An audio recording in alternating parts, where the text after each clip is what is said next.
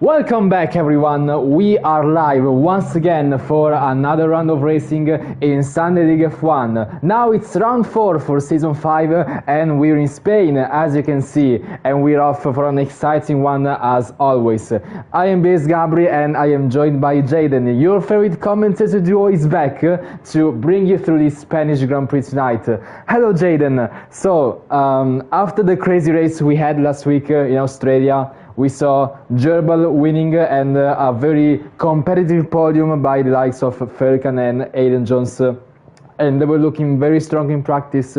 So do you expect kind of the same result for them, or do you think some other drivers will be able to put a surprise? I think what I saw last week of the Australian Grand Prix, I think maybe Falcon maybe a P1 or Aiden Jones maybe in a very high place to end at the race. So it's a kind of a thing because Spain is quite often mechanical track. It's not easy to, let's say, win, but I think Jobo is gonna win by a mile because he's very fast on Spain. But it might be a very good battle with the first, third, and the first, second, and third, maybe the fourth and the fifth, maybe even on Spain. But it just depends on how it's gonna be in qualifying. And maybe at the race it's gonna be very something else because Tier 1 is a chaotic corner, as we know of course. A lot of people are going for the inside, of course, because that is a thing where you could get the most traction out of it. But also the corner, when you get the DOS, the second DOS, so you go downhill and then you have the left-handed corner. That corner is also a very weird corner because some people are braking late for that, some people are braking a little bit early, so it all depends what pace everyone's gonna set at Spain. So yeah, it's full qualifying, so we're gonna see that. And when the race comes, it's gonna be a very, very, very good. Maybe even Gerbil gonna spin in turn 1. Maybe not, but we're gonna see that. Well, we're not quite sure about that, as always he showed impressive pace for the last 3 races so far. But yeah, I definitely agree with you with what you said. Lots of racing throughout the entire pack, and also the track itself. It is considered like the ultimate track to test someone's pace overall, to see a driver's abilities overall with the so many different types of corners you take around the lap. And do you agree with that? Like, do you think Spain is indeed the most average track with all kinds of different corners, or do you think there's another track that could have the same definition?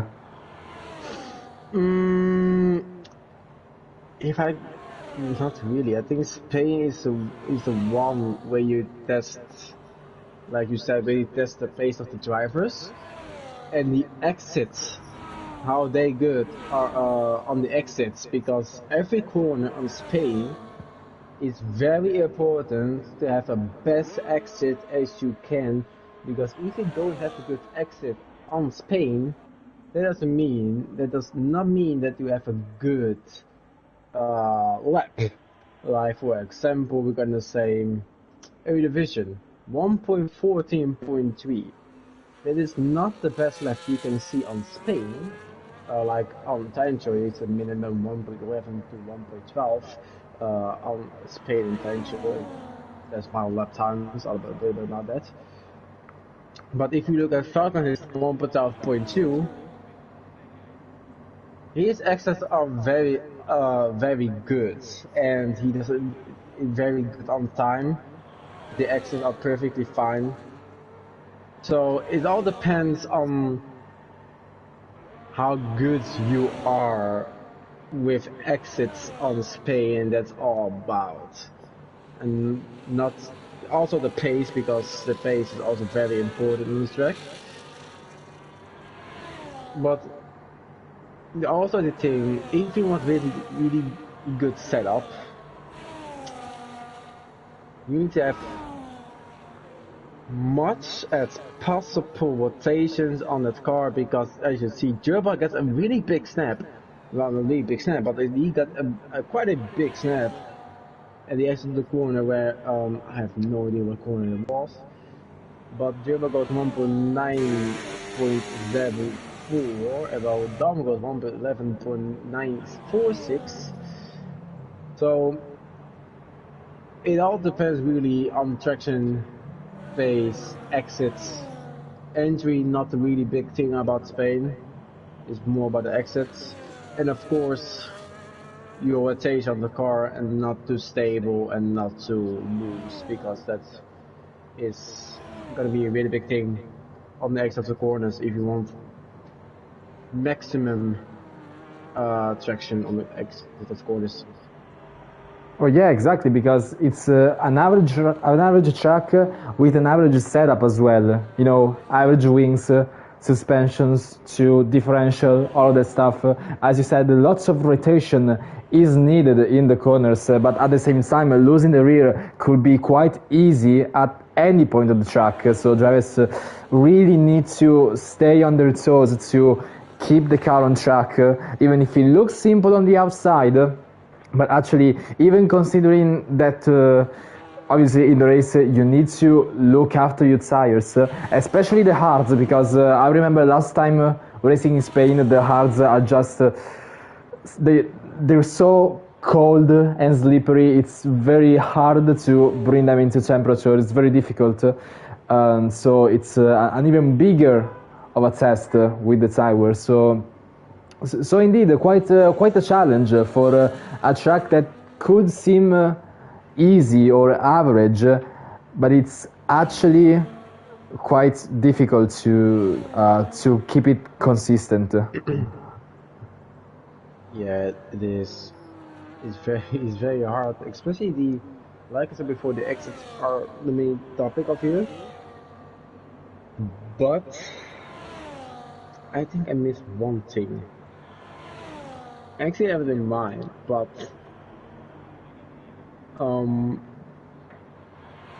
there is a possible chance.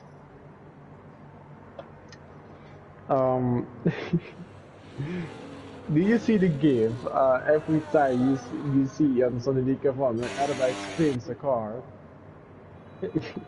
Oh yeah, yeah, I have. Yeah. Just imagine that comes again, because I know, for example, if you do the rear suspension too low, or your suspension is not very wide, your car can easily spin out.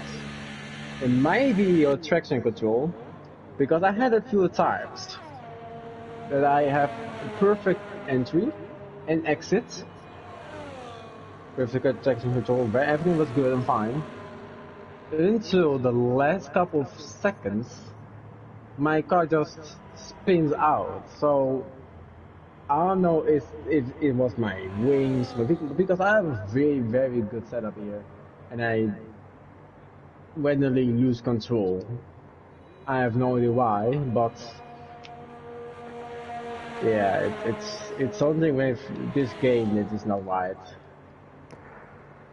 Well, yeah, but I mean, after a while, you kind of should get used to it. We've been into this game cycle for a few months now, so drivers should already have come to terms with the handling, even if it's definitely not as good as 23. But still, with many races of experience in this game now, it should be a somewhat more predictable thing for drivers. Like even after the multiple patches, it should start to be more familiar. This is the second season we are doing on F1 24, and I do think it's also one of the reasons of why this field is so competitive. But wait, actually, is this the first season we're doing? I lost count. I think it's the. No, I don't remember anymore if this. Wait, season 4 was on this game. I swear I forgot. Season 4 was F1 24. We're in season 5, yeah. So season 4 was season 4. Yeah, it was. Season 3 was F1 23. And then season 2, season 1, I don't know. So yeah, just as I remember, this is the second season on this handling, and yeah, it's still shit. It's still shit. Yeah, I have to agree with that. Like, I mean, you know, I've actually been replaying quite a lot of older games with the older handlings, so like quite getting the hang of it, of the very different handlings year to year, and I have to agree that 22 and 24 they just feel so unnatural. I still think 22 is worse than 24 because 24 was patched heavily, and with a few laps you actually can get the hang of it. Like, if you feel really confident, then you can actually go very fast and somewhat enjoy it, but at the same time it's just no match when you compare it to 23, 2019 or 2020. It just Riz gets disqualified. Well, that is not the way Riz wanted. Yeah, wait. So how did that happen? I have no idea. He has a damaged front wing and was off track on the main straight, and he got disqualified. I'm not sure what happened, but we're already with the first surprise of Q1. Riz has been disqualified, and then we start from P19.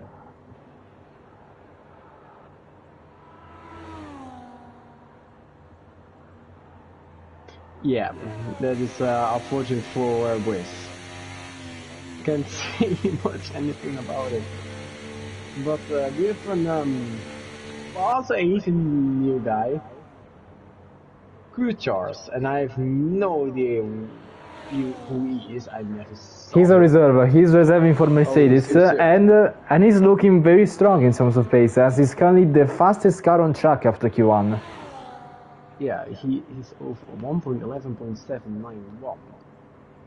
That is quite fast. And actually, another reserve racing today is Dominic Nielsen in the Williams. I know Dominic. I raced with him in another league quite some time, and yeah, I think he can definitely be up there challenging for the win.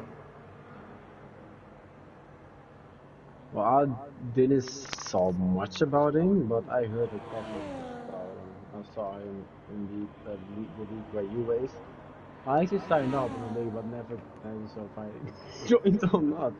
No, but yeah, maybe next season. Maybe next season.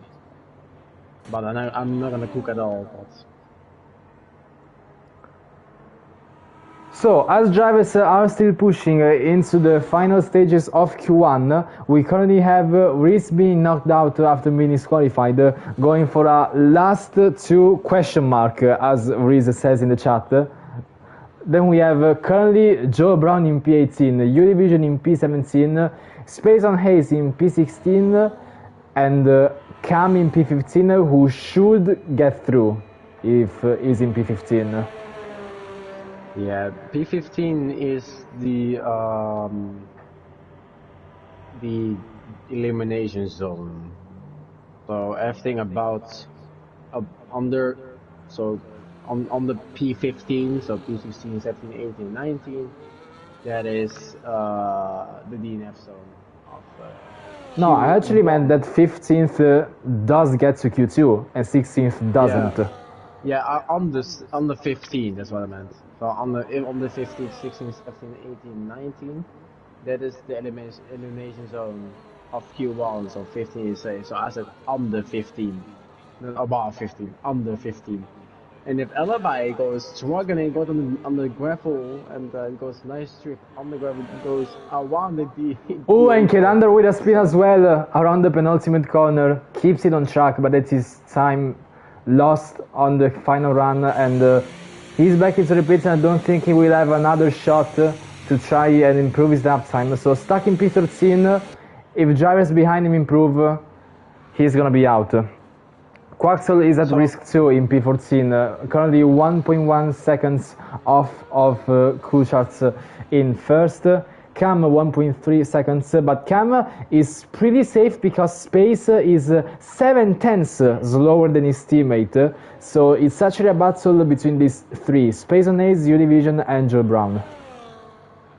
So U-Division goes on the nope, already done. He just fucked up his lap. Great. Yes, we tired. Everyone can be tired. Noah. Let's speak about him. So I don't know if it was the Jeddah round, but this is the first time I ever see him in season 5. No, I'm pretty sure he actually raced in round 1. Actually, let me check that. I don't think he does. Did he? I don't think he. Oh no, he actually around 2. He only raced in Jeddah. Oh damn. What?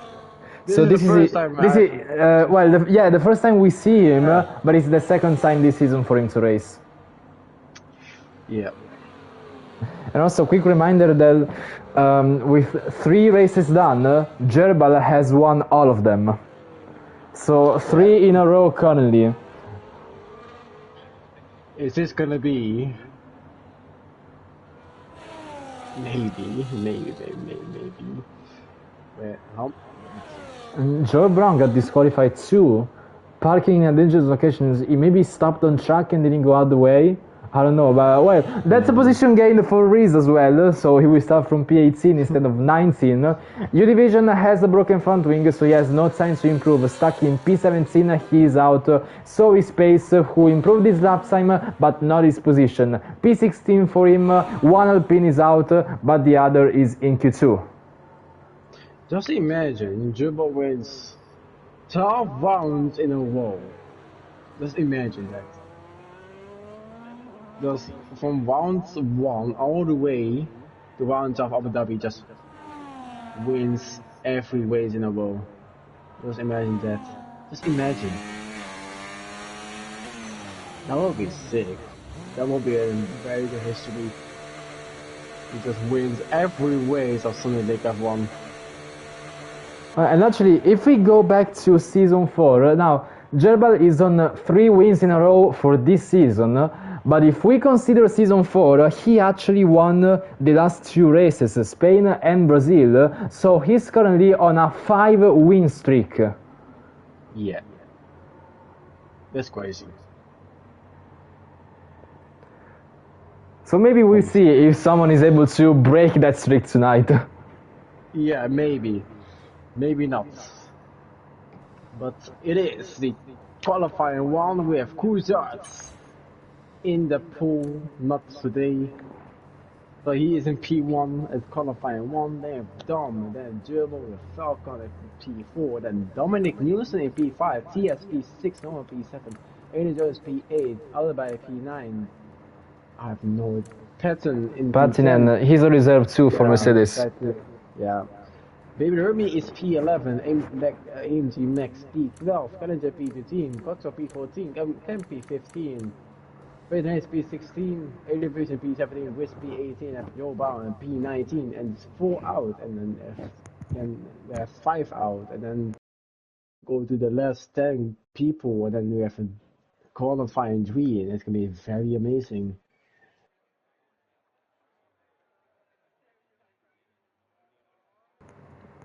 So it's Q2 time. It's Quaxo again in Q2. Does he get Q3 again? Just imagine Quaxo gets 2 times in a row. Well, I really hope he does, but at the same time, he needs to keep that in the race because he actually has bolted the Q3 access in a race quite often in the past couple of races. Who else doesn't have a very... Who else is not gonna... Well, I mean, who else isn't in the Q3 time?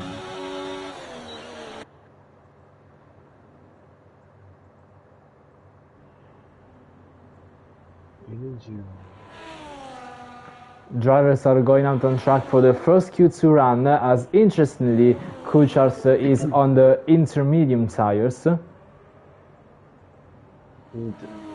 Kuchars is safe in tires. That is quite smart, though.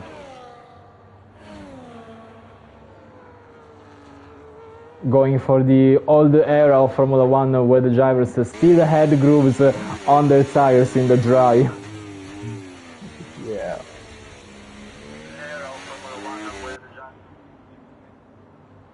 So, Kuchars is on the intermediate tires. He is safe in tires to the last minute, so he doesn't need to worry very much about the last couple of minutes, so he can just do it on the softs. And someone spins out, and it's Baby Remy was a little bit faster than Kuchars, but he just bottled it. There's outlet though, so that's perfectly fine. Fox is still in the pits. Cam is an outlap, but who is doing the lap first? I think it's Falcon who does the lap first. Yes, it is Falcon ahead of everyone, pushing his black and green, in real life not so fast car, but in league racing very fast car, as obviously they are all equal. But yeah, Falcon pushing his kick Sauber very fast and very nicely for this Q2 run, but he knows he can lay back a little bit, just needs a top 10, which he can very easily get, and then he can start pushing in Q3. Yeah, he can be pushing to in Q3. We're gonna be the second one we're gonna finish, and it's Aiden, not Angels. It's Noah gonna finish second. So let's focus on Falcon. Goes one in turn 13, and goes down in turn 14, and in 14, it's 1.12.1. What is Noah gonna set? And 1.12.0, someone spawns out, and it's Cam who spawn out. And I have no idea who's gonna set it. It's Aiden, it's Gerbo was at the 1.12.104 is 1/10 faster than Falcon his time. It's 1/10 only. It's crazy. That's crazy. We're gonna be L setting the 6th lap, and it's Pattinen, and we're gonna be at 1.471, and if Kennedy at 1.12.667, and then Aiden Jones 1.12722. Next did 113.22. Baby Rumi did 1.13.280. Dom did a 1.12.263. And then Annabelle did 172.2. He did a main mistake. That's for sure. Cam also did a mistake. Foxel on his out lap. I mean in lap. Does he go purple sector? Just immediately go with purple sector in sector 2. He doesn't. Wait. He doesn't go purple sector in sector 2, but can he go into P10? If he does, that would be very amazing. Purple is all relative in this first couple of laps in qualifying, but now what matters, as you said, is him being in the top 5, and he does that!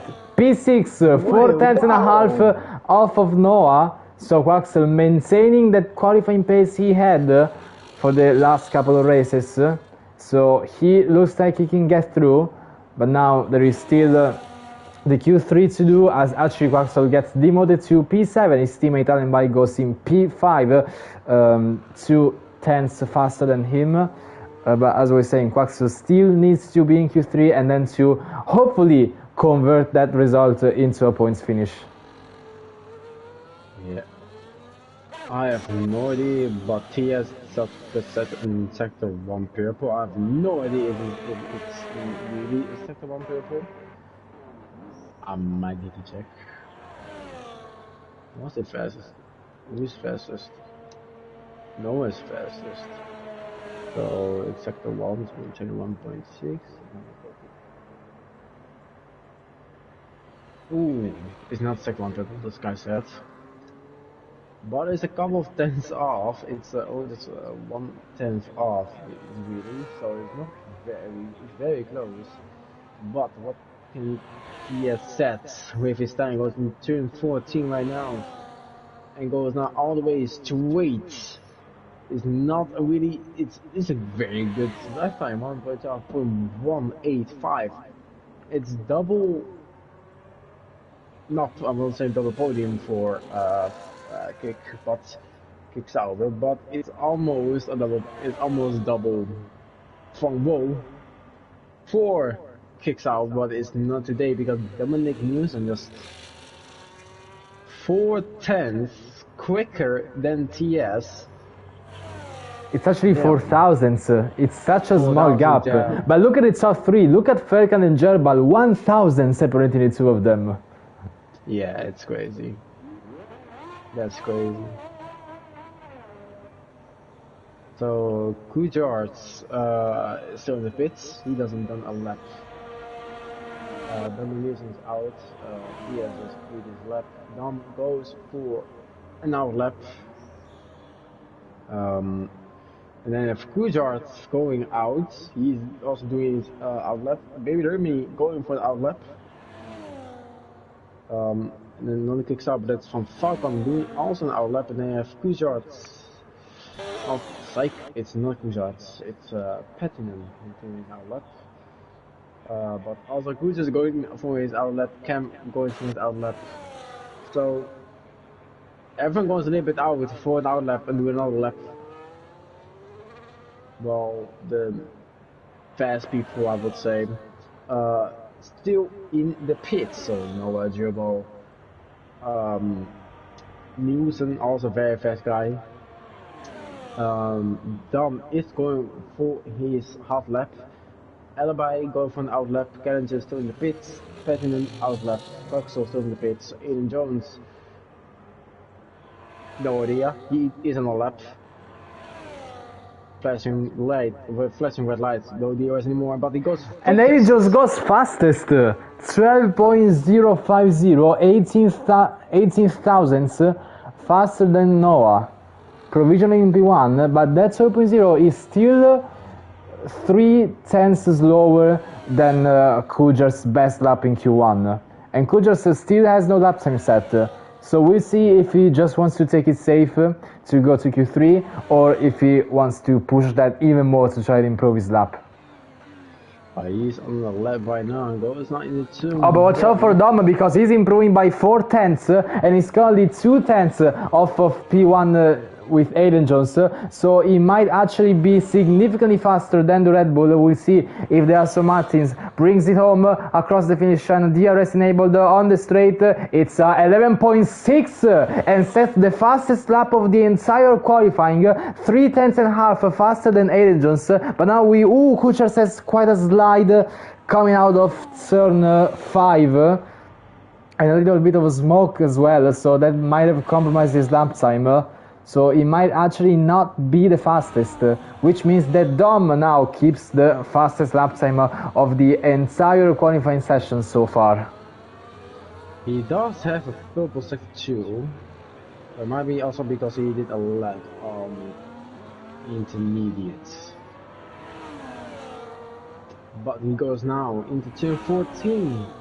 Will be this fastest lap or not? Goes now across the line. It's not a fast lap. It's P2 ever so slightly, just 40 thousandths behind. He also got a little bit of a slipstream from the Alpine there, but it was still not enough. I think that slide at the start of, after turn 5, definitely compromised him somewhat, but he's still showing immense pace despite that mistake.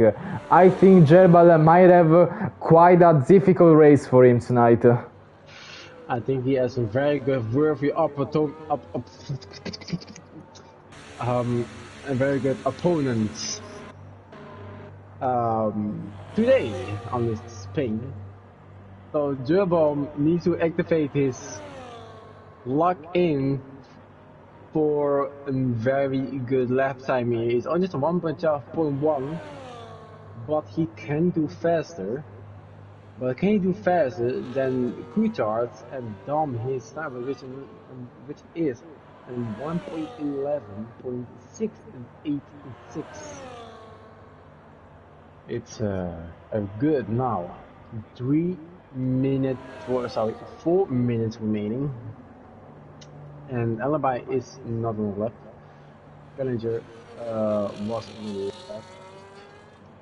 Calendar is pushing now. He's starting his last Q2 run of the session, and at the moment he's just barely outside of the knockout zone. If Patinen manages to improve by 30 thousandths on his current time, he will get through. But Kelander, he obviously needs a better lap time to secure himself access to Q3, and he already did that, improving by I didn't see how many tenths after sector 1, but it's a good lap.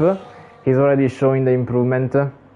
Dom being fastest, he obviously retires because he thinks he will get through. But what about Kelander? He's improving by 2 tenths, shows a purple sector 2, but 2 tenths might still be not enough to overtake Annenby. So Kelander really just pushing his Williams through the corners to try and get through the next qualifying session.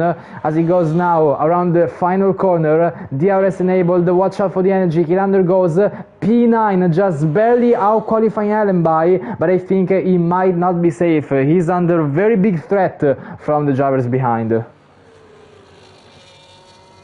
Cruiser retired from the session. Gerbal is on now left, Falcon also now left. Dominic Newson still stays in pits. He's on the other burnout. Quaxel is pushing, and he was down by 60,000. So his sector 1 was not optimal. He's surely gonna be hoping that he improves after sector 2. We'll see the delta in a moment. Not exactly a great situation. 88,000 is lower. He needs to find more time in this. Pretty much 3 corners that are left, 2 of them being flat out. Quaxel might actually be knocked out of Q2 as he slows down. He aborts his lap. He aborts his lap. That is over for Quaxel.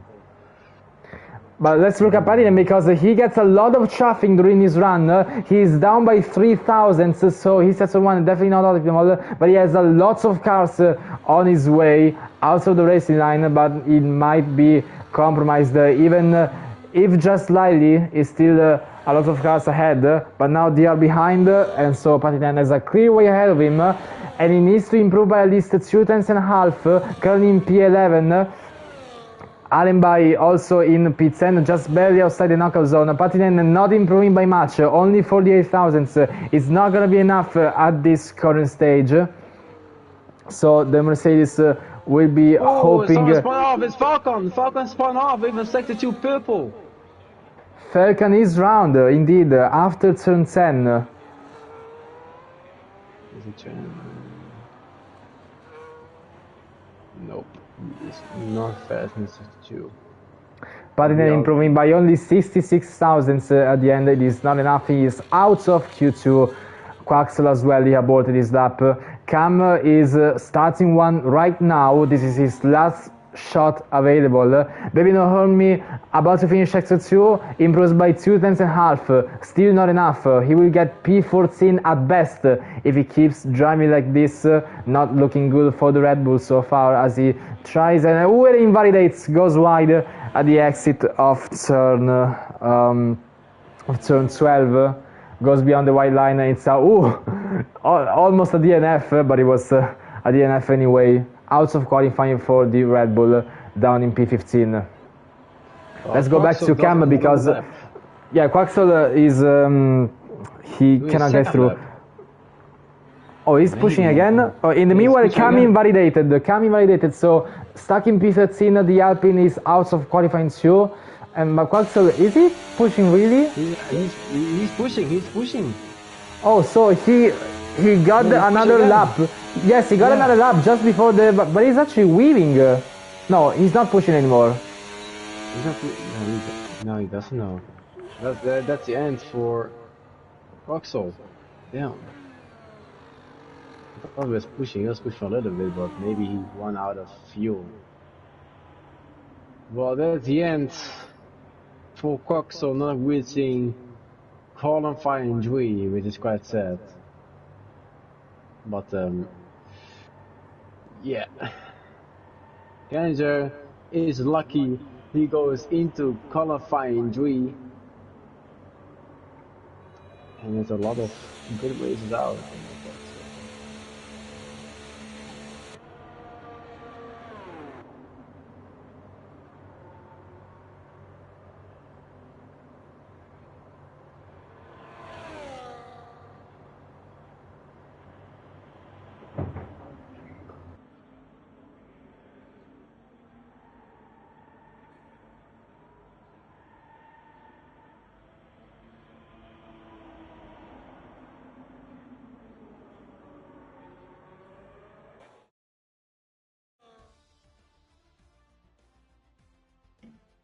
And that's the end for qualifying 2 with Dom as first, and then Coulthard at second, and Aiden Jones at third, and then Noah at fourth, and then Dominic Nielsen at fifth.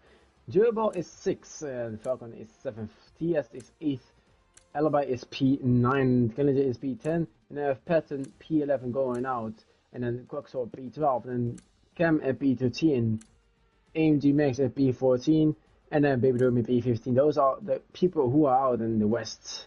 At P10 until P1 goes through. Very nice. Very nice. Like it.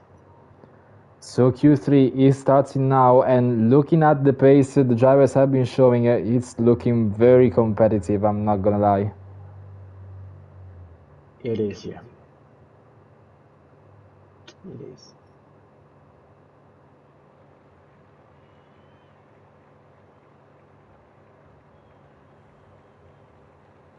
So Q3 is started. It is all to the moment that everyone is waiting for, because it's very, very fast qualifying. You can have Falcon already out, and then Dominic Newson goes out, and TS goes out. No, he doesn't. River goes out, and we have Alibi goes out, and then almost everyone goes out. Falcon takes the first 1-2 set a lap again. Third time in a row. Nice. So he's gonna be the first one going to set a lap, and then Dominic News and second. TS still in the pits. Durban at fourth. We're gonna start the fourth lap time, and then we have Alibi goes at fifth. And then you have Coulthard at sixth, who's gonna set the lap, and then you have Aiden Jones at seventh. We're gonna set a lap. So Noah as third, Gallinger as last, and then we have Alibi at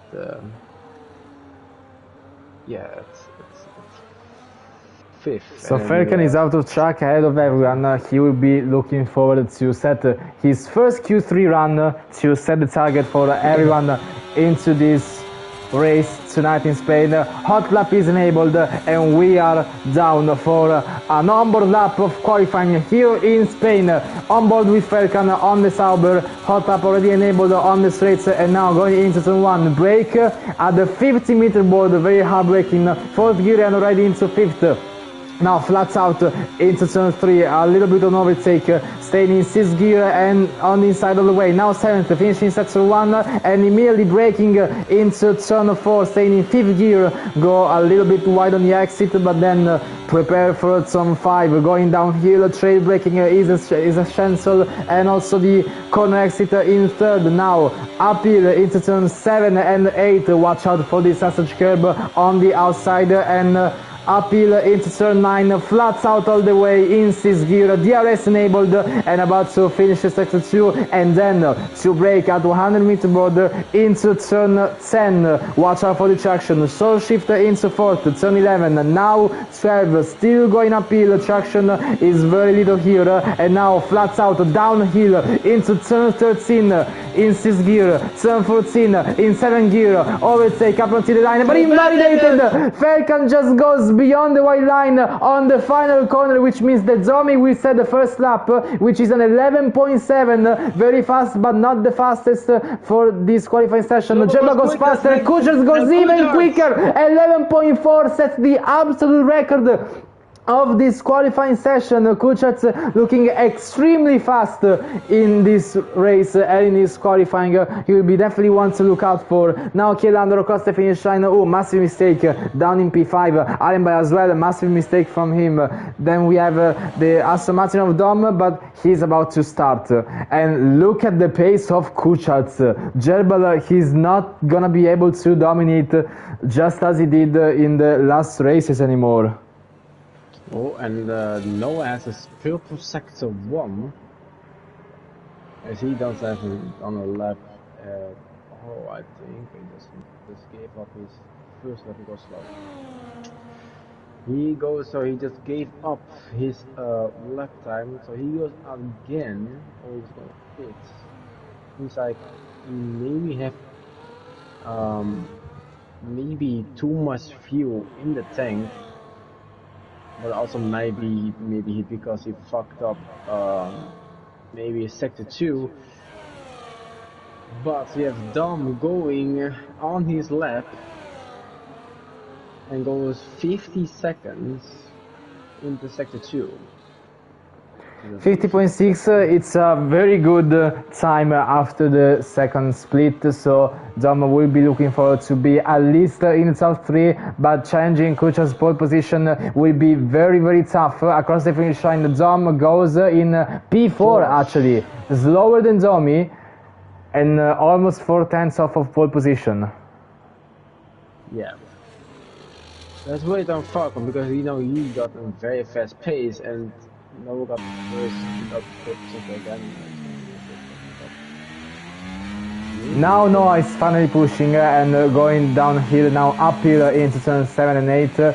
One of Gerba's main competitors, but that he actually lost kind of his form in the last races, so he's not exactly up there anymore.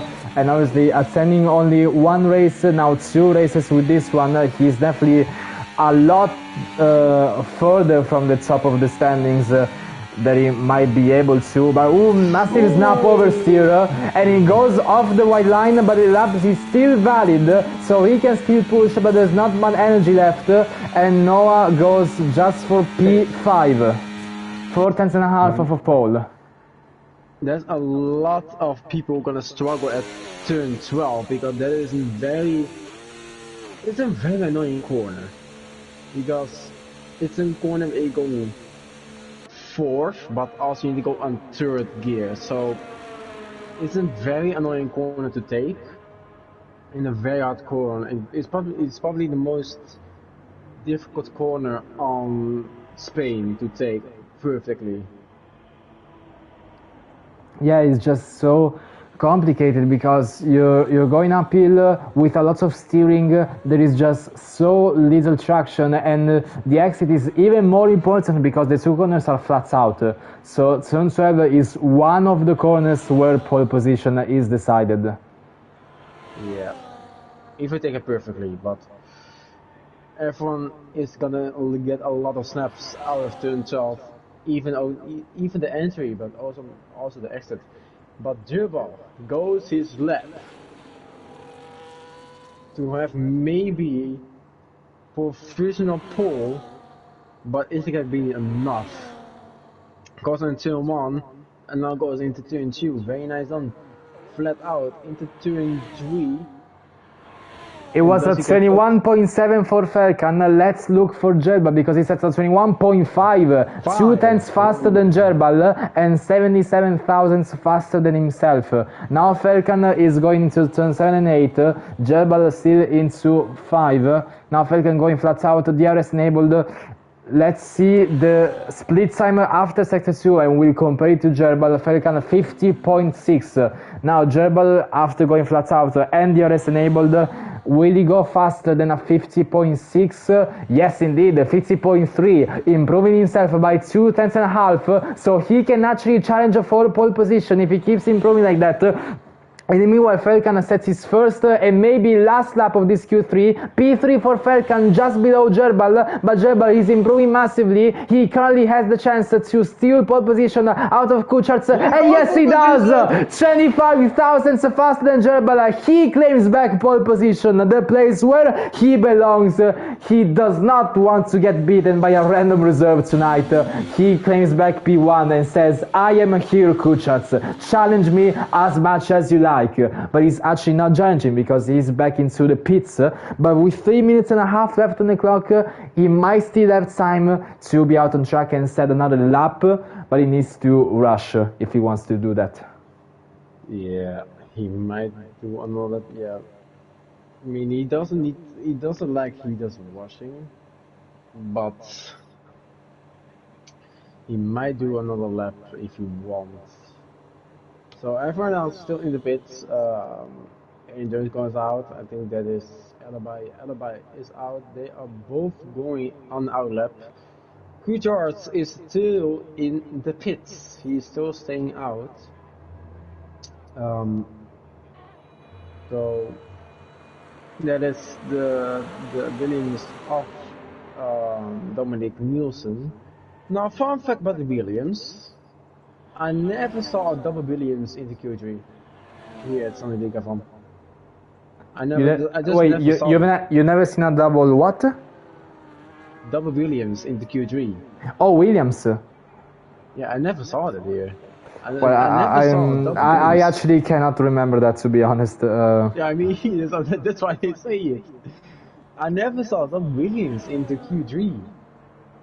I mean, I saw like a double Ferrari, double Mercedes, double Aston Martin, double McLaren. But it's not a double Ferrari because Dries has been disqualified once again in Q1. Yeah, but in the Q3 I never saw double Williams. I just never saw that. So it's gonna be quite a big opportunity for the team to bring components for both drivers, also courtesy of Domi reserving. But now we are starting the last Q3 runs. Kucharz is on the outlap, so he will challenge Jerbal, just needs to improve by 25 thousandths. In the meanwhile, all of the other drivers are starting. Allenby has started pushing, Aiden Jones has 2, and there is also Williams near to the starting line, which is Kielander improving on him, looking forward to improving his mistake. Now let's see Allenby. After sector 1, he improves by 81 thousandths. Aiden Jones, after sector 1, just before turn 4, improves by 52 thousandths.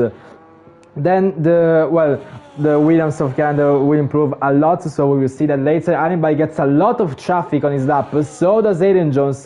They need to make their way through the Sauber and the V-Carb. So hopefully the lap times weren't as much impacted. But let's see now. Allenby, sector 2, improves by 4/10 and a half, so Allenby is improving by a lot. Still not enough for pole position, but a massive improvement. Aiden Jones only 2/10 and a half. Allenby looking very strong now in his last run of Q3. The Sauber goes off the way, flats out for the last 2 corners. Where does the McLaren set itself?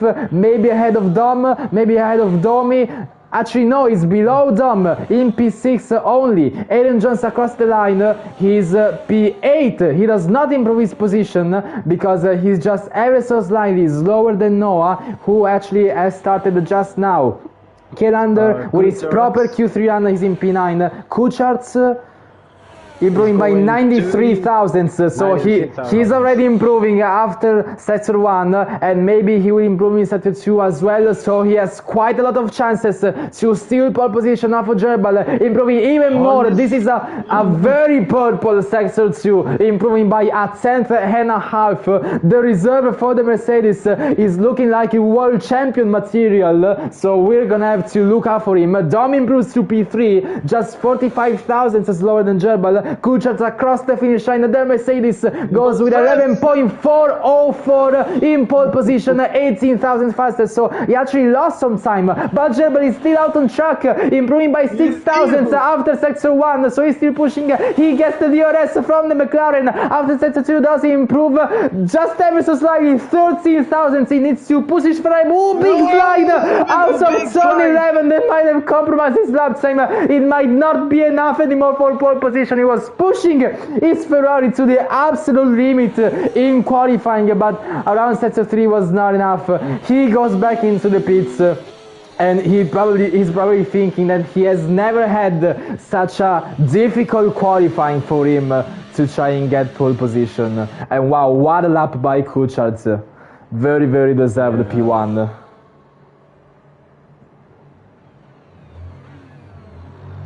What a lap from Kuchart on 111.404. Also, Dom goes into it. That's very nice. Yeah, we have the top 3 inside a 10th. Yeah, that is crazy. So everyone is across the line. So yeah, indeed, these are the official results of qualifying at the end of Q3. The grid is set, and I think this might just be the Spanish Grand Prix, the best Spanish Grand Prix we are about to see. If the positions stay the same, we're gonna have a lot of racing. If they're not, we're gonna have a lot of surprises. So we're gonna be in for a good one either way. Kuchart gets pole position, the man from Monaco, I think that's the flag, while Gerbal, the man from Poland, in P2, and then Dom in P3, these 3 inside the 10th, and then in order, Falcon, Dominic Nielsen, TS, Allenby, Noah, Aiden Jones, and Kielander finishes the top 10, and this is the grid for the Spanish Grand Prix. Well, there's a thing. I don't know if this is a flag from Indonesia or from Monaco. Well, yeah, there's literally no way to tell. There's both look very similar, but I have no idea. I'm unsure this up right now because it might be Monaco because Monaco is smaller, and Indonesia is a little bit bigger, but I have no idea. I cannot see the difference. And we also have a shout out in Indonesia for MotoGP fans, as the MotoGP race was held today in Indonesia, and it was very good. I watched it this morning. So maybe one of their fans is looking forward to league race as well, and to challenge a 4-time world champion more than any other drivers could in the past seasons.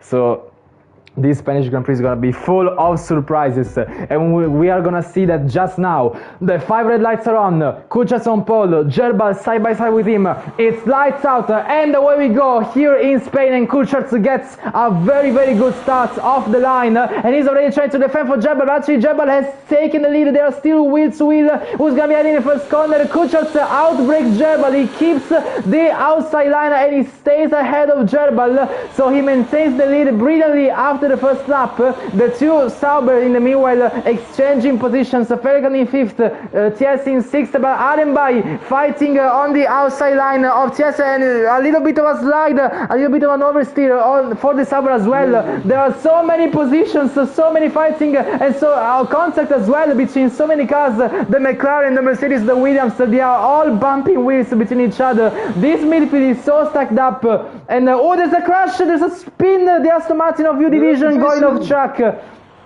and there's also a wing damage. I don't know if that's a Ferrari, but Reese on the gravel. Riz is off after turn 9, so terrible start for U Division and Riz. Terrible first lap for them. They're gonna have to improve quite a lot on that. But in the meanwhile, Kucharz has maintained pole position brilliantly, and these four cars, Kucharz, Jebel, and Dom and Domi, they are the closest on track right now. Yeah, Dominic and Dom are very close, and Dom goes for the move, and Jebel goes for the outside and saves the P2 of Jebel, but Jebel doesn't move back. He wants to be back. The P2 where he belongs. Kucharz already going out, flying away 5 tenths away from Dom. Jebel is going amazingly fast, but cannot pass Dom. So he waits for the DOS, which is enabled now. But can Jebel go away with the DOS, even though he is middle of the DOS train? Can Jebel pass Dom with DOS? No, he doesn't. He doesn't go past Dom with the DOS. Maybe at the main straight he goes past the DOS with Dom with double kick at 5th and 6th, and then Dominic at 4. He's the only Williams. He is in P4. And Jones in P7, but now we focus on Jebel and Dom. Jebel with the DOS. Is he close enough for first Dom? No, he doesn't. He's taking far away for getting a P1. And Jebel is far away for getting a P2. And now they go. Moves in the midfield. In the meanwhile, as Patinen goes past Allenby and Felkan goes past his teammate. So Felkan in P5, and we have quite a big train from P1 to P10. So Kucharz has to defend from everyone behind him, as Kielander has to defend from anyone behind him. Kielander just outside of the points, but the race is still long, anything can happen. But these three, they are staying extremely close to each other. And Dom taking quite a lot of curb on the exit. I almost saw a spin, but he kept it on track. There's also a lot of lockup. Lots of lockups from the Aston Martin of Dom, who is trying to push his best to get past Kucharz. Kucharz obviously has no DRS, so he's gonna be in trouble, being under threat, under pressure by the Aston Martin of Dom. Let's see if the overspeed is enough. With the DRS, the Aston Martin takes... Oh my god, Hamilton is spinning! Quaxel is crashed, and we have a safety car. Oh, there's two cars crashing in the pit wall! David Hormy and Quaxel into the wall, and as there is a tire detached from Allenby, a wing plate missing from David Hormy, and the safety car is out on track. A red flag, actually! A red flag! Oh my god, very great. We have a red flag after a crash into the pit wall by Baby Hormy and Quaxel. Oh, the wheel of Quaxel just caused a red flag. We loved it. I love it. Oh my god. Yeah, this is the perfect moment for Jebel also, because he can get this. He can get this P2 back. What happened was Beirumi was very wide, goes in the gravel and spins, and then he lets Quaxel goes in the pit wall, and seems like that Beirumi was stuck in there and couldn't get out and caused a red flag. So we're actually gonna have a restart on the grid, restarting on lap 6. Now it's Kucharz on pole, Dom in P2 and Jebel in P3, and for the second time in Spain we are off the starting line, and now Kucharz has to defend against Dom, and they are all on the hard side. A crash! Ferrari! It's Riz! Riz has already crashed on the main straight! Immediately off the start we have a DNF! And it's Jebel in the P1! And it's a vicious safety car. Jebel has made a move at the perfect time as the vicious safety car has been brought out, and he has taken the lead very brilliantly, but his teammate has been tagged on the main straight, and into the wall he goes, and we have another DNF immediately after the race restart. Wow, that is already a crazy start at Spain. Well, this is really not good for Ferrari getting the point. Gerbo is on his own. This is gonna be a Spain without the S for him. Now the race is under green flags and Kuchas and Dom are racing intensely. Oh, Dom with a rear lock going into turn 10 and also Domi sliding, almost making contact. He's struggling for traction. These hard tires are extremely cold, so we might see a lot of drivers struggling for grip. But now Gerbal is still maintaining the lead after the green flags have been waved. And actually blue flags have been waved and there's a car off the track. I think I saw someone on the gravel. Someone on the gravel, and Don goes for the move. Don goes for the move, but didn't get to connect the move into P2. It's a lot of lockups, or a lot of smoke coming out of the cars from the rear tires, and the front. It's not the rear tires; it's the front wide tires. There is some drivers on have a lot of lockups. So it's possibly front and left. Oh, Kuchas is spun! He's off the track! He spun! That is P15 for him. That's a costly mistake from the Mercedes going off track at turn 5. I'm not sure if it's a spin. Noah as well! Noah into the grass down in P14. The race leaders, or at least some of the fastest drivers are struggling so much to keep it out on track. Noah in P17, Kuchas in P14, a terrible restart for them. Yeah, this might be a Monza course, but then in Spain, the Spain course, where the fellow drivers are just gonna struggle a lot. But now DOS is enabled after two whole laps. And now Dom has DOS from Gerbo, but Falcon is also DOS, and Dominic has no DOS. So it's a two-man DOS. It's Dom gonna pass Gerbo into the first DOS we get after turn 9. This is now, wait, it's turn 8, and now we go into turn 9, the right-hander, and it's DOS for Dom, but also for Falcon. Dom don't get close at all to Gerbo. It's still 6/10 behind Gerbo, but is Dom gonna have the P1 we always wanted to have? No one spins, and no one spins at turn 13 and 14. A McLaren, Aaron by off track around turn 13, and his car looks fine, but he might have made a mistake on traction. Now down in P16. Now Arian Jones gets past Domi, getting P4 out of him with DRS. Domi in a very difficult situation now because he has lost DRS and is stuck in this upper midfield battle just below the podium.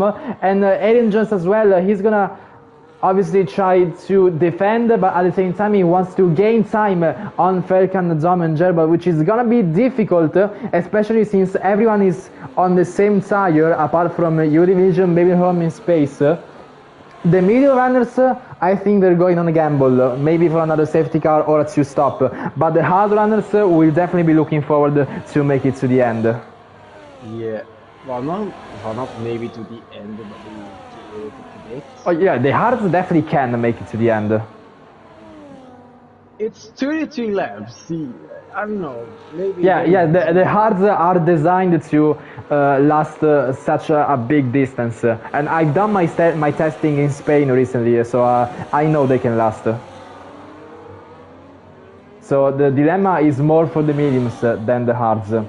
Now let's go back to the top 3 DRS, because Gerbo, he's still leading this pack of the Aston Martin and Sauber behind, but almost 3 wide. It's one Dominic almost misses his braking point, but he gets P4 back very aggressively, but now losing time.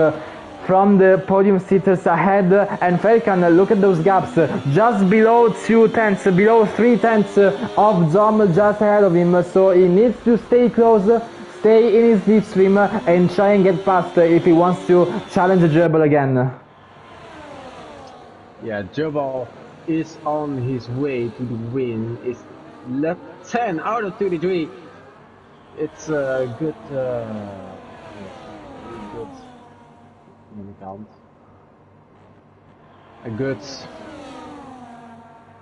24 laps to go. So they have a lot of laps to go, but they might be very fast because there's a huge train, a very huge train from P4 to P10, but it might be all the way connected from P4 all the way to P17, and then TS goes into P4, and Dominic goes into P5. That is how it's trying to do the rest is in Spain.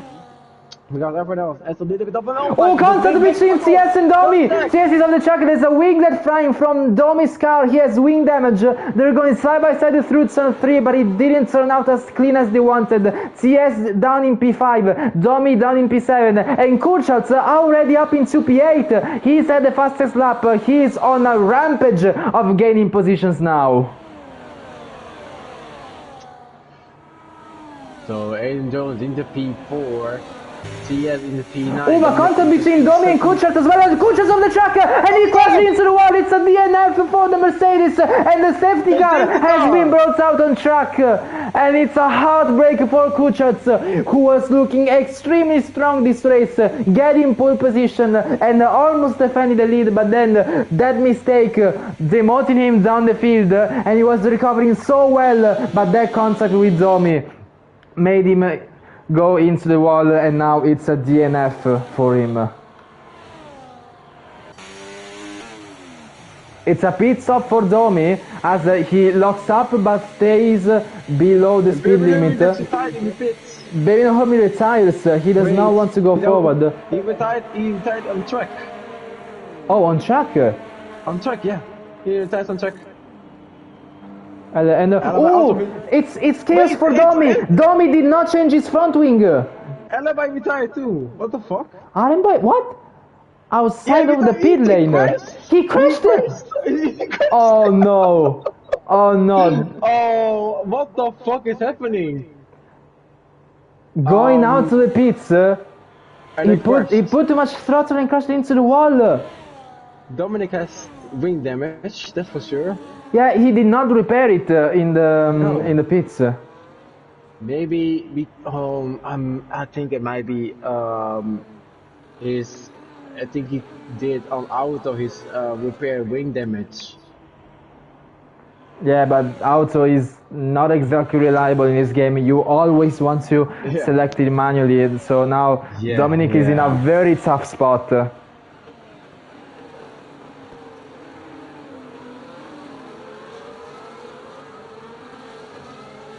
So this is not good news for Dominic Nielsen.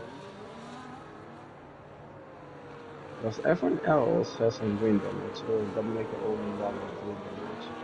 He is only one with wing damage. Okay. So Dominic is the only one with wing damage. 8 division to P8. And he goes back into the pits. He wants to make sure that front wing is fixed, even if that means losing more positions. All the way down to P14. And now, what tire does he choose? Does he choose the hards? Because with the safety car restart, the mediums now actually had a chance of going to the end, but fresh mediums actually. Fresh mediums for Domi, so he still has the better tire, arguably the best tire. Actually, no, I think it's old mediums. All mediums, it's all mediums. Yeah, it's still 6 laps old, so he just has the compound that it's right, but not the tire edge. But at least now he has the front wing changed, although he's down in P14. But Noah, Cam and Joe Brown, they have fresh mediums, so they're gonna have the best tire advantage out of everyone.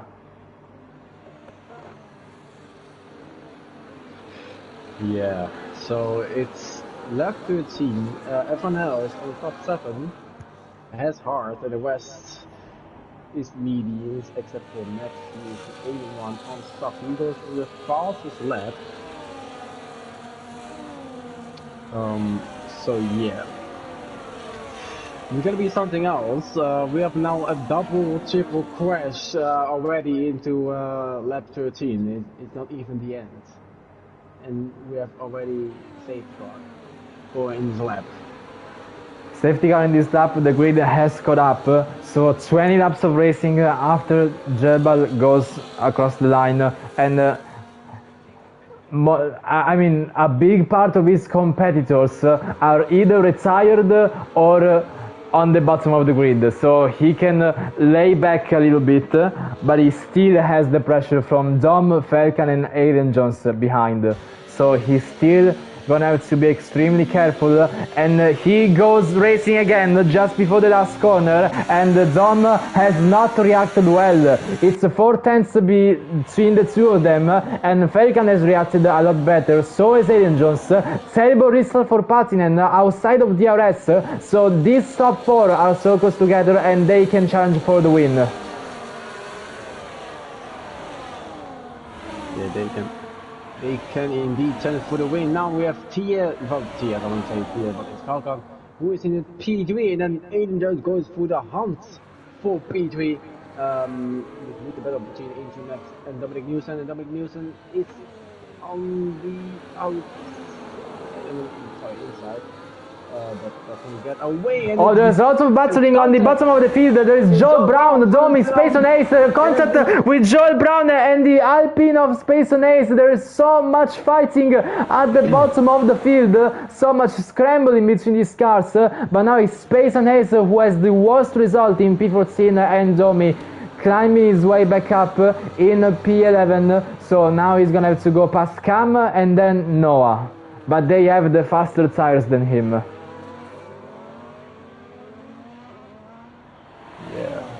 So they all, so only the one has softs on, and he is quite fast.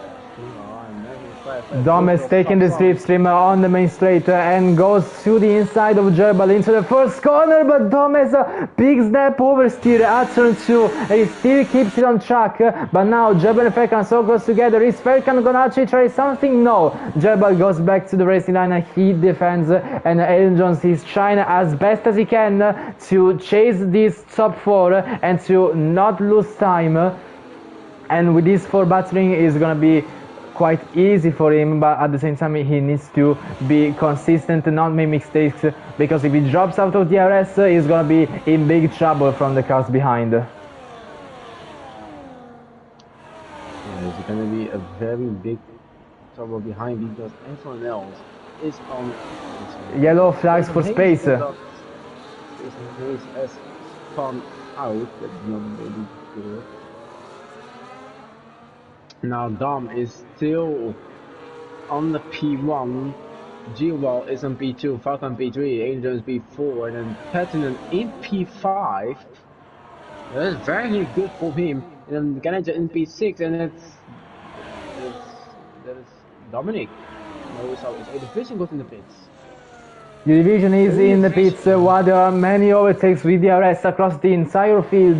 Dom is still keeping P1 even with Jebal's DRS attack.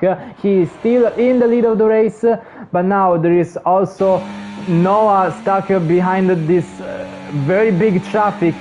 Now he goes on the inside to get the P7 out of Patinen's hands. Now he needs to get past the TS as well. Noah has the faster, fresher mediums, so he can try and have a look up the inside of turn 7. Does he get the move done? Yes, he does. He goes ahead, P6 now for the V-Carb, and ready to attack Helander in P5. I would say Gerber goes for the move, but he doesn't go for the move. He had DRS, but the move wasn't there. He was too late to make a move on down. Now Gerber goes into turn 13. Sorry, it's turn 12. Now it goes into turn 13. And now it goes into turn 14 in 6th gear. And now they go with DRS on 7th gear. Now Gerber goes for the outside And does he get the move done? He does get the move done. He's now into P1 back again with the DRS, and now he does get the P1, and now he defends from 3 out of 4 out of P4, which is Dom, Falcon, and Aiden Jones behind his back, and the rest is all behind. Gerbal had to absolutely send it on the brakes to make sure he could get past Dom, and Dom could not try and go side by side through turn 1. So it's a very beautifully executed move from Gerbal, but Aiden Jones has lost time and he was ghosting, so he might have made a mistake going slowly. And now he's off DRS. It's a costly mistake by Aiden Jones, who is outside of the 1 second gap, and he's gonna have to defend against Noah behind him.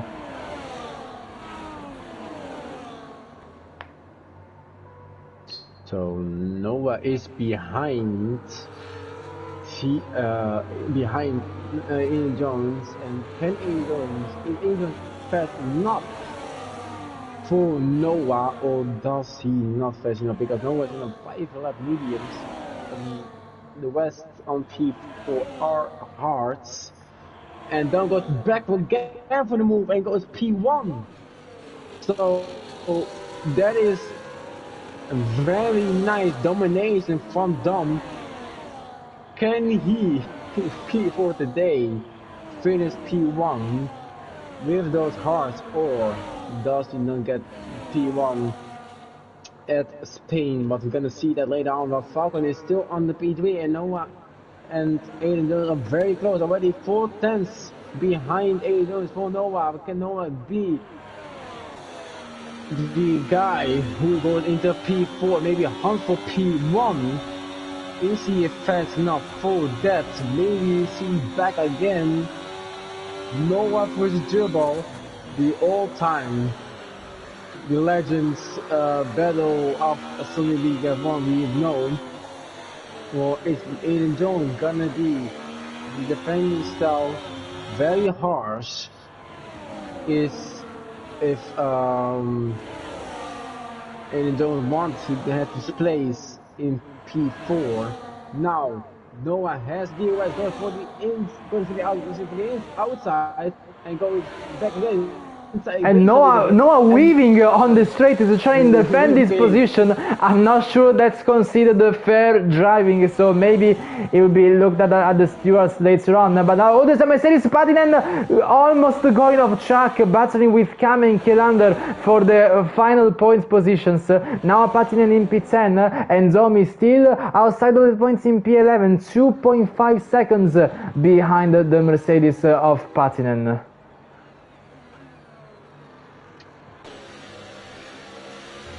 Yeah, and Pattinen is not doing very good on those hearts, but Noah is on the P4, is second behind Falcon. Gerbal goes for the inside move, but he doesn't complete it.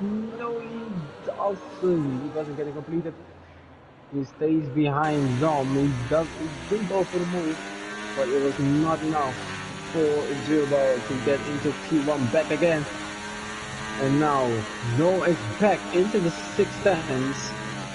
He is in the DRS zone, and now Gerbal will give someone a spin off, but but through goes Noah, overtaking both of them on the main straight with the DRS. Falcon takes the lead, and Gerbal and Dom are still fighting wheel to wheel around turn 2 and now turn 3. Gerbal gets ahead. Dom loses 2 positions after he was in the lead, and Falcon, with a massive overspeed on the straights, gets past both of them. Noah has been brought up into this fight in the meanwhile in P4 with the faster tires, so he can now put pressure on the podium sitters just ahead of him. Falcon with the double overtake, but his left safety out to the lead. Now Gerbal versus Falcon. Can Falcon defend from Gerbal with the DRS? Gerbal with the DRS on. Can he pass from Falcon? No, he doesn't. He does not go for the move. He stands out and goes a little bit of a snap, a little bit of a mini snap right there at the exit of turn 11, sorry, turn 10 actually. Now goes in turn 13 and then going into turn 14, and now it's all the way DRS on And can Gerbil get the P1? But now Dom has the massive overspeed on the main straight, and now he's the one making the double overtake, and still side by side with Felkan, but he gets ahead, and he was very close to making contact, but Dom reclaims the lead, overtaking both Felkan and Gerbil. Felkan in P2, Gerbil in P3, Noah in P4. There is so much fighting between these four, and they keep changing positions here and there, left and right, at every single lap. Dom has retaken the lead, but I don't think with the amount of battling it will last that long. Yeah, but not that long, 40 million tires, but maybe the hard tires are gonna struggle later on when Noah has DOS, but it's not close enough to get past to Gerbil. But he is on the medium tire. I have no idea how long the medium tire is gonna be at this weight, where you're quite pushing hard. Like Noah Ranger is. Yellow flags for Kirander. Kirander is panel turn 11. So now we're back again with the Dream Man, and Falcon don't say it again and go almost Dream White into turn 1, but now Gerbil versus Falcon. Falcon is much more over speed going into turn 1, and then Gerbil is back again into the P2, and Federer is getting 3 time penalty, and no, it's a little bit wide, but they are doing very fine. Now Gerbil goes into P2 and Falcon into P1. It's left 32 out of 33, and it goes now into, I have no idea. It's turn 4, and now go into turn, sorry, it's not turn 4, it's turn 5. Now go into turn 7 and 8. Now you go into turn 9, where DOS is on. Can Gerbil pass Falcon here? No, he doesn't. He stays out. Yeah, he stays back. Now go into turn 10 and take the Dream, and now go into turn 11, where the hard, more difficult turn in Spain. But Falcon has much more better touching at the exit of turn 12, and now go into the DRS zone. Can Dom again do a double overtake here? No, he doesn't. He stays also out. He stays safe, and Gerbil then almost was thinking about doing a move, but he doesn't. He was already too late. Now go into turn 2, and then goes now into turn 3, and now they go into turn 4, and already 4 tenths behind Gerbil. Gerbil is pushing the car to stay close to Falcon. But will be enough for an overtake on those last couple of laps. It's 11 laps to go on this Spain Grand Prix. Now they go, Gerbil, DOS does not go for the move, and now go into turn 10. It's already a crazy race for the top 4, and now go in the most difficult corner, turn 12, and now they go into 5th gear. A very good exit for Falcon and Gerbil. Dom has not the best exit into turn 12, but now go into Dom gets a penalty. Oh no! Dom gets a 3-second time penalty for track limits, so his podium is compromised. But now they go 3-wide again, almost 4-wide with Noah having a look up down the inside. Dom takes the lead. Gerbil going side by side with Noah. Felkan watching this from behind in P4. Noah still trying to take the inside line to get that P2. Effectively P1 out of Gerbil's hands. They are still wheel to wheel through turn 4. The vehicle has the inside, the Ferrari has the outside. The vehicle gets past in P2, and is still in the lead of the race, counting Dom's penalty. So Noah, we know he's not gonna give up that position easily, defending against Gerbil and Felkan. A fight between the top 4 has now turned down to a fight for the top 3, as Noah, Gerbil and Felkan are on the podium if they don't make any mistakes. So right now they are battling all 3 for the podium, but they are not sure of what position they are gonna get on the podium. Yeah, this might be a P1 for Noah. If he continues like this, if his tires are going to be dead, at lap 33. Now they go. Noah has the SDOS, but it's not enough. It is not enough for an overtake at turn 1. At turn 1, Dom still stays ahead of everyone with his 3-second time penalty. It is very, very bad right now for Dom, but it all stands to the P2, P3, and P4. And Gerbo almost went for the move into turn 5, sorry. And he almost went for the move, but it didn't connect very well. Now they go into the sauce. It's very good. Became turn. Noah has DOS. Gerbo is falling behind. It's a whole DOS train. Goes into turn 10. And now they go into turn 12, and they does it very nicely. It goes into now 13.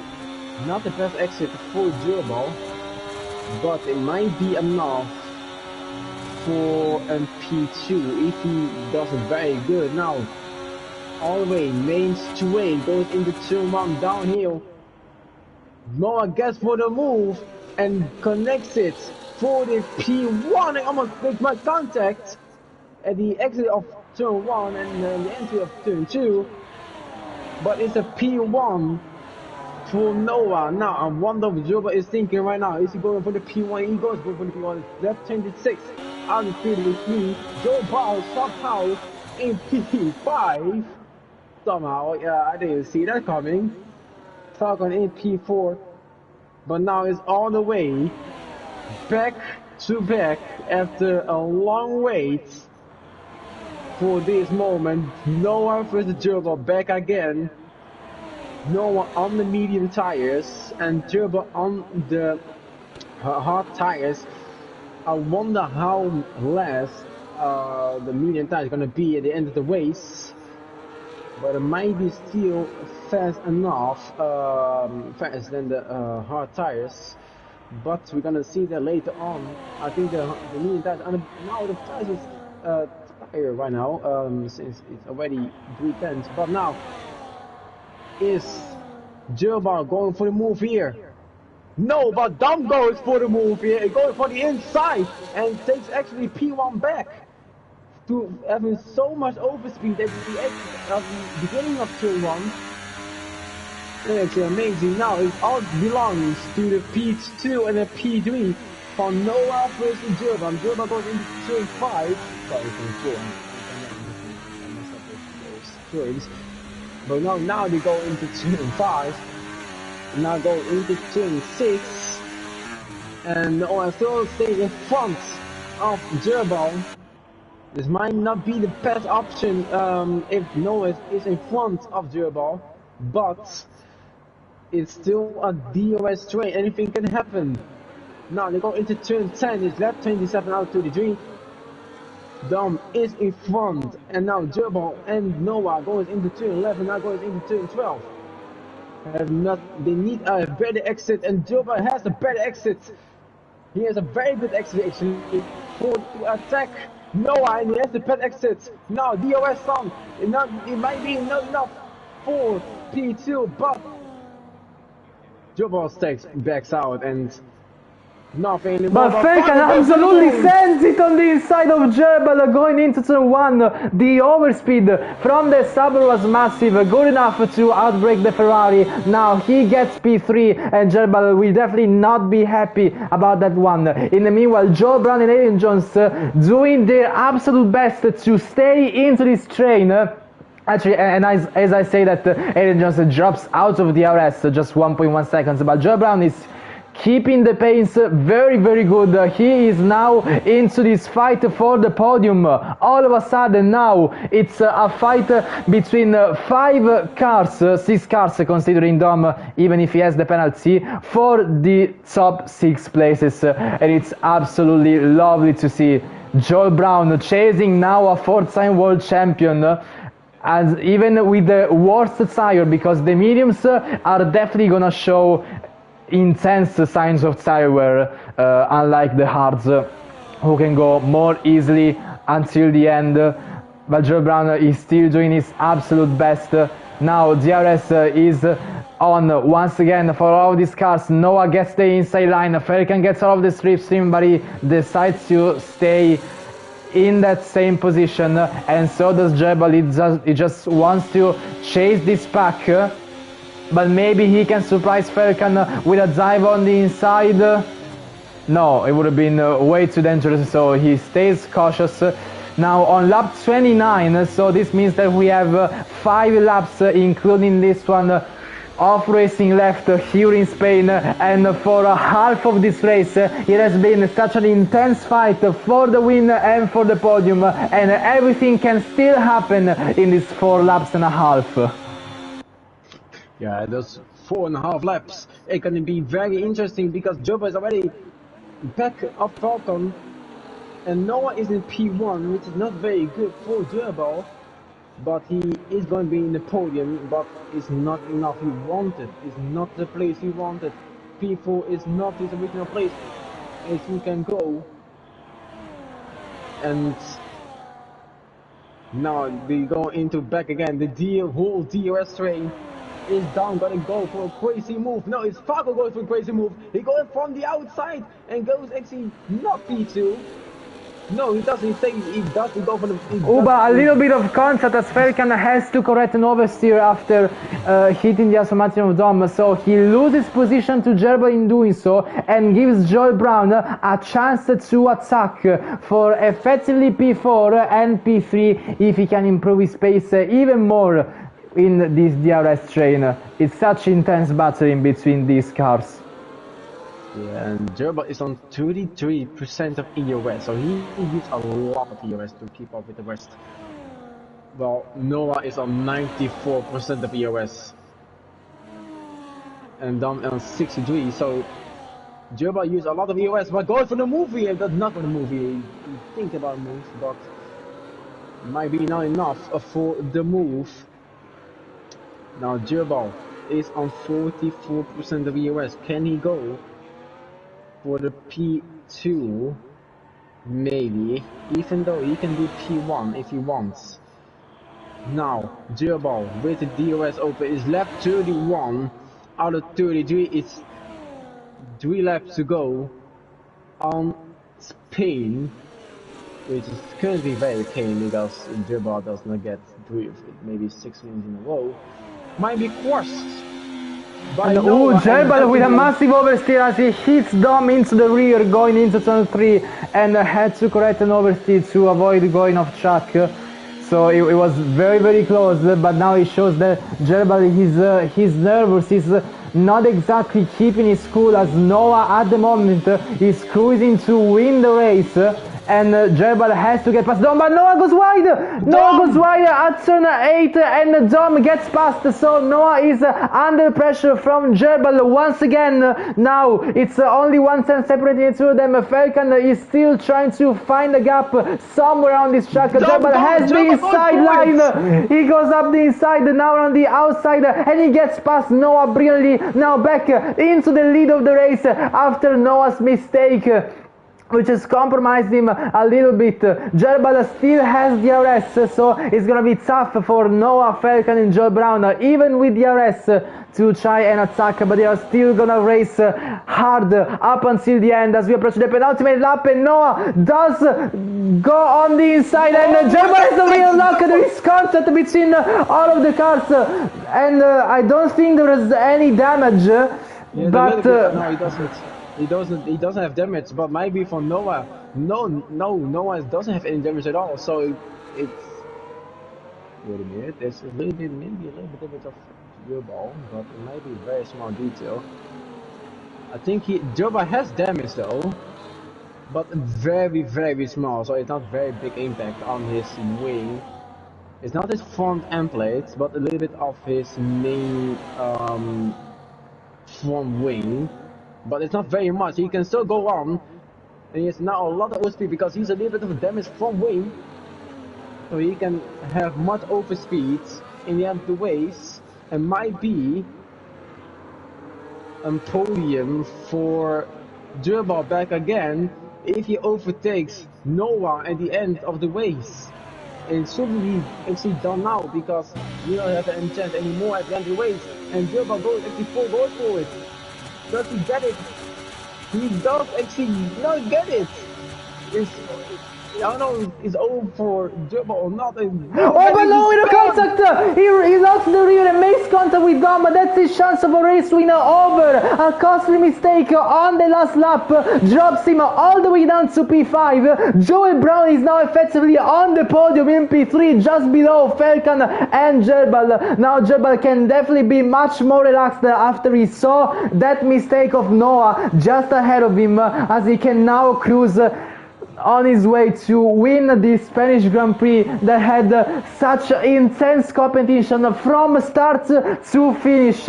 Many of his competitors retired, but the ones that were left, what a battle they have put, as Noah as well gets attracted with penalties, so it promotes Aiden Jones up to a place, but Noah losing his cool on the last lap, and that has compromised these race results massively on lap 33 of the Spanish Grand Prix. So now Gerbal can finally take a sign of relief as Dom takes the checkered flag first, but it's gonna be Gerbal once again to win now the fourth round in Season 5. He wins in Spain, and Falcon cruises just behind him in P2, and what a drive from Joel Brown to be in P3, a podium that he will definitely remember. What a performance by the Haas driver.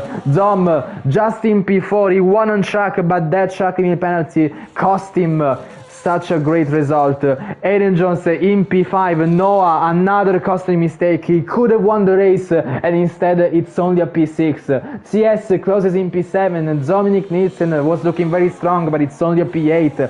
Patinen in P9, and Cam grabs the last point for Alpine here in Spain. Yeah, there are going to be a lot of reports for the FIA, so good luck on the stewards today. Gerbo with the 5-win streak going on, 6 actually, 6 wins in a row. So there is a big chance, maybe not a big chance. I wonder if we're going to break his 6-win streak at Sunday League F1. Now I want to talk about Joe Brown. P3 for Joe Brown. We don't see that every day. We don't see in the Haas Joe Brown into P3. And he gets driver of the day by the game, and I could not agree more. What a driver from the Haas. Yeah. Keep it consistent. You see, this is what being consistent and calm can bring you into a race. Let the race leaders fight for their lives as they make mistakes, and you just get through very nicely. And that has turned out so good for Joe Brown to finally get a podium for himself and for the team, and he will definitely be happy about that one. Yeah, I see. You know, a little bit mad of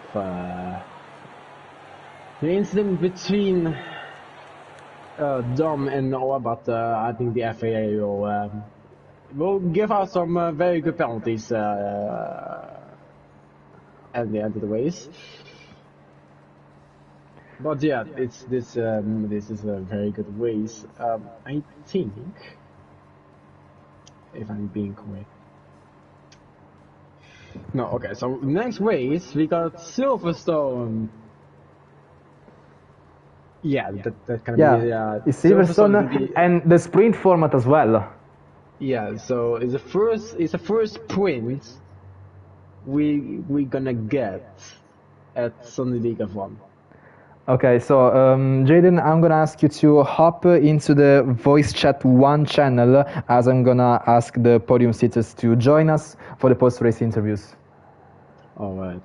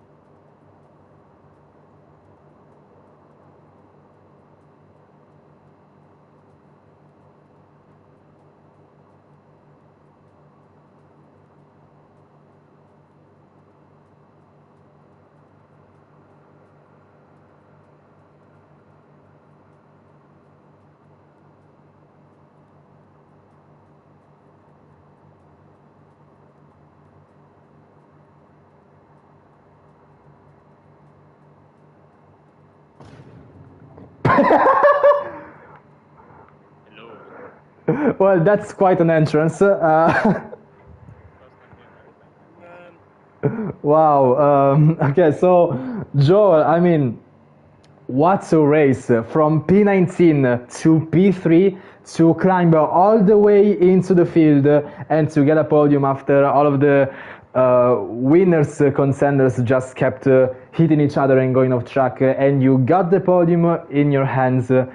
And well, first of all, congratulations for it. And I have to ask you, do you think it was just luck from the drivers ahead spinning, or do you take pride in driving fast and consistent and making it to the podium? Well, obviously there's a luck element to it, but I feel like you sort of have to put yourself in a place where you can capitalize on the luck. I, in my race, I feel like I put in some good laps on the mediums to make them last as well, and it was about just being there to capitalize on any mistakes that were made from the cars in front. Yeah, and that has worked out very, very well. So once again, congratulations for making that work out. And also on a quick note, since next race is Silverstone, and if I'm correct, it's your home race. Yes. So just wanted to ask you if you look forward to bring another race dog like this, or if you're just gonna have to like be in the midfield and try to maximize. I am going to fade back into obscurity after this, so I'm going to enjoy driving a tractor around my home circuit. Well, that's quite the confidence. And Jaden, if you want to ask Joel Brown anything. Yeah, one question. Did, I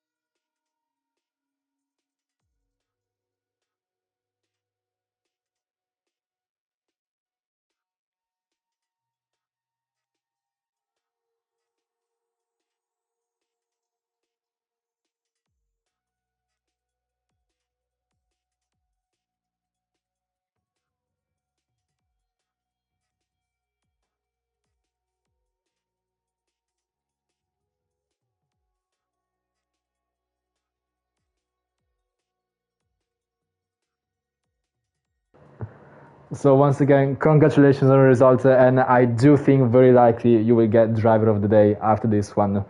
So going off to Falcon. Yeah, it's definitely rigged if you don't. So going out to Falcon, it's once again another P2 for you, just behind of Gerbal once again. And I mean, as always, you just looked very strong in qualifying, very strong in the race. But the question I want to ask you is, how much did the red flag compromise your performance, if it compromised it at all? I think I could have made the mediums last longer with an overcut or something. I was trying to do an alternate strategy with the mediums, so I was not happy when it came out. And I don't like the hard tires, but it was the best option to the end. Yeah, in the end, it definitely showed it was the best, as some of the mediums were quite struggling to get to the end. So, well, hats off for making the hards last. And now going into Silverstone, which is going to be also a sprint race for the first time this season. Do you have high hopes to be up there for the win, or do you try? I mean, do you think you will get another P2? I don't know. I haven't driven Silverstone this game yet, so I don't know if I have the pace. But like, if I'm kind of half a second of Yerbal in time trial, I'm kind of close in the race somehow. So we'll see, like the place before. But I think I'll have the pace, but I don't know. Yeah, I think you will have that too. But in the meanwhile, it's always the race that matters.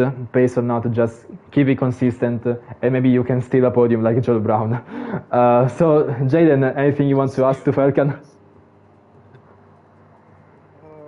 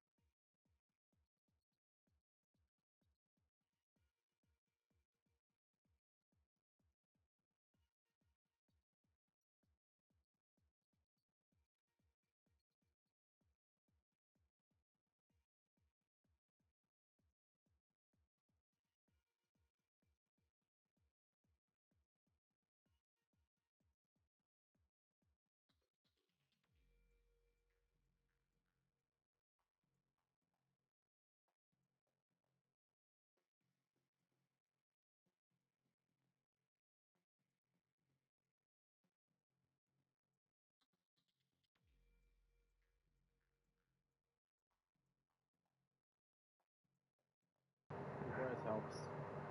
Yeah, maybe, or maybe he just goes on the grass and he himself causes the crashes. Maybe. Maybe we'll see. And now going on to Jerbal, it's once again another P1 for you. I mean, currently you have 100% win rate in this season. All of the four races you've won them, fourth in a row, and also sixth win in a row if we consider last season as well. So you seem like you're on a never-ending string of race wins. But I do have to say the competition was especially high in this race already from qualifying. So were you laid back as usual, or were you just actually trying to push to the absolute limit to try and get that P1, both in qualifying and the race? Well, in qualifying, I was very tense. I'm gonna be 100% on because, like, setup-wise, I wasn't exactly happy. I couldn't get.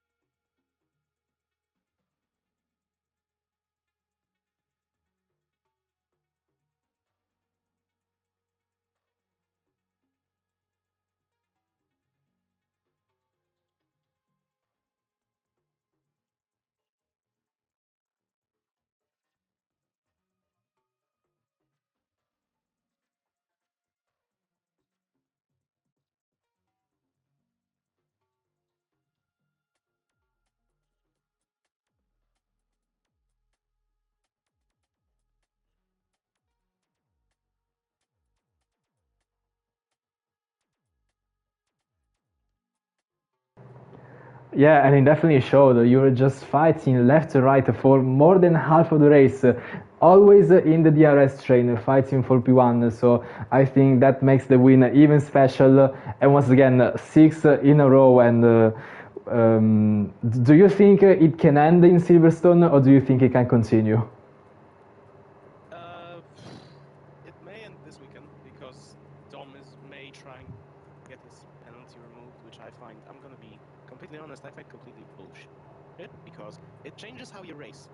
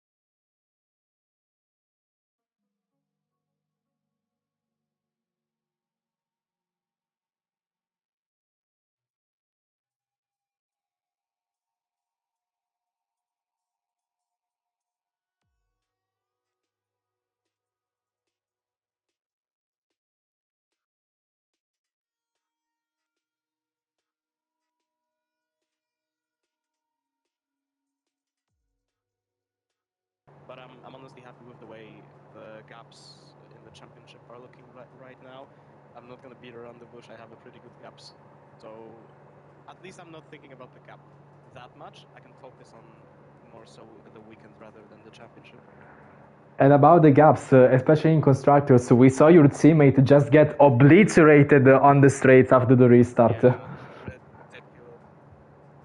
So yeah, that's quite a hit to Ferrari as a whole, because he still could have recovered and got some points. But well, Silverstone has the sprints, so I think you will both of you two will be able to make up for that. And Jaden, if there's any question for you. Yeah, two questions.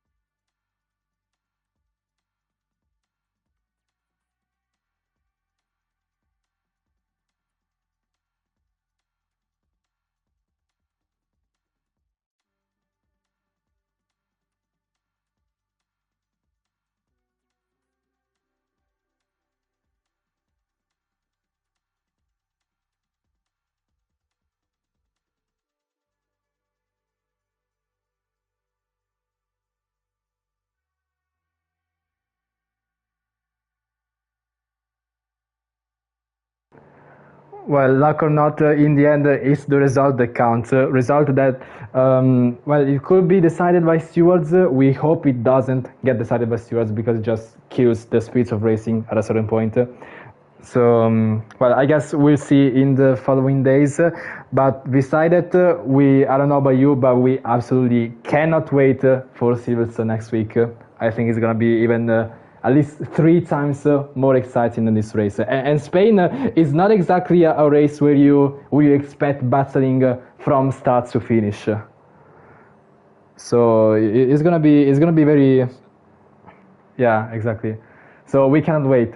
So I am gonna end the stream with this. Once again, thank you for participating in the interviews and congratulations for your excellent podium to all 3 of you. And until then, we will see you next week in Silverstone.